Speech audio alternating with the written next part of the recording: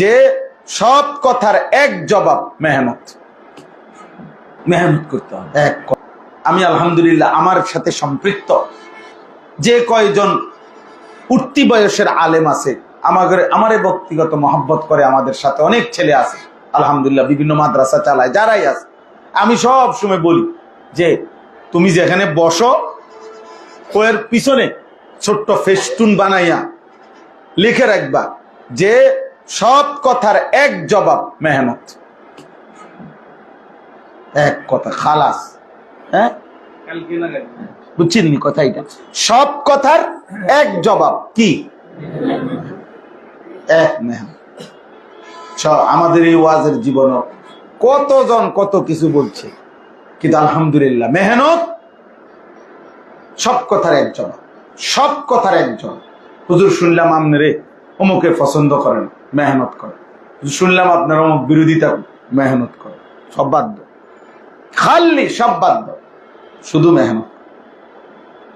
আমি জামিয়া আশরাফিয়া, আমাদের মাদ্রাসা আশরাফিয়া, জিলানী সাহেব হুজুরের আল্লামা মুফতি শামসুল ইসলাম জিলানী দামাত বারাকাতুহুমুল আলিয়া, আমাদের কুমিল্লার মুরব্বী আলেম, সর্বজন শ্রদ্ধেয় আলেম। উনি মাদ্রাসায়, ওনার মাদ্রাসায় আমি নিজ কানে আল্লামা নূর হুসাইন কাসিমি রহমতুল্লাহ আলাইহ, বাংলার সিপাহ সালার ছিলেন, সিংহ শার্দুল ছিলেন, বাংলার মাদানী বলা হইতো যাকে, শেখুল ইসলাম আল্লামা শাহ আহমদ শফি রহমতুল্লাহর পরে বাংলার দ্বিতীয় সিংহ পুরুষ যিনি ছিলেন আল্লামা নূর হুসাইন কাসিম, আমাদের কুমিল্লার সন্তান, মনোহরগঞ্জে। হুজুরকে শুনছি এই জিলানী সাহেব হুজুরের মাদ্রাসা, এরকম আমরা আলেমরা বসা, আমি এরকম হুজুরের পাশে বসা, জিলানী সাহেব হুজুর সহ আমরা বসা, হুজুরের কথার প্রসঙ্গে একটা কথা বলছে, মাওলানা নূহ আলাইহিস সালামের হায়াত নিয়ে আসো নাই, হায়াত ছোট্ট, সময় কম, মেহনত করো, মেহনত করো। মেহনতের নাম ইসমে আজম।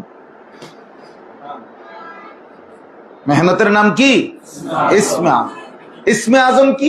ইসমে আজম হলো নির্দিষ্ট কিছু হাদিসের দোয়া আছে, হ্যাঁ, যেগুলো পড়লে নবীজি সাল্লাল্লাহু আলাইহি সাল্লাম বলছে যেগুলো বারবার পড়ে দোয়া করলে আল্লাহ সেই দোয়া নিশ্চিত কবুল করে। তো মেহনত এমন একটা ইসমে আজম যে মেহনত অসাধ্যকে আল্লাহর দয়ায় সাধন করে, কাঙ্ক্ষিত লক্ষ্যে পৌঁছেই পৌঁছে। মেহনত কাউকে ঠকায় না, পরিশ্রম কাউকে ঠকায় না, নিষ্ঠা কাউকে ঠকায় না, কাউকে। হার লাইনে, দুনিয়ার লাইনে যে মেহনত করছে সে দুনিয়ার লাইনে আগায় গেছে, আখিরাতের লাইনে যে মেহনত করছে আখিরাতের লাইনে আগাইছে সে।